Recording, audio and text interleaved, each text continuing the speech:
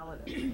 And the difference between the Heptameron and the Decameron was that by the 1550s, sex was no longer this fabulous treasure, this wonderful, fun thing, that it had now become this sort of recurring nightmare. And the reason was that Marguerite... As it remains to this day. And the reason is that Marguerite poses a question at the beginning, which is, how can a woman retain her virtue and yet know true love?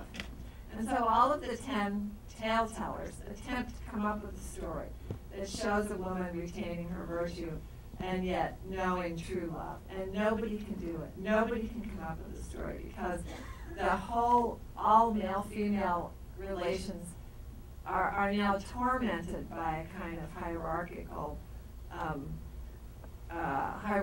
relationships. You know, you can't know true, if you're a virtuous woman, you can't know true love with a man slightly lower than you in class, because otherwise your brothers are going to kill him.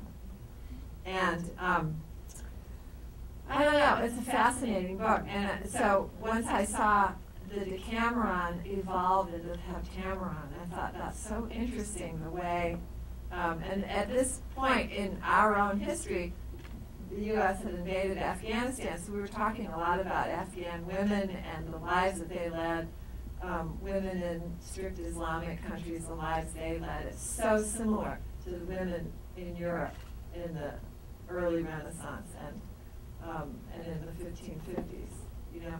And so that was another thing that I found inspiring and really propelled me toward writing something, just as I saw the Decameron as a kind of pivot, a lens maybe that pivots and sometimes we look backward through it, but in some ways Boccaccio was looking forward through it. I thought, well, I should do that for our day. You know, I should write a book that kind of captures a lot of things about just what's happening in our time. And then if it survives, people look back and say, my God, I cannot believe that they ate polenta. Can you imagine anyone eating polenta? Like the scene in Sleeper. Did they not know the benefits of hot fudge? When did they? Exactly.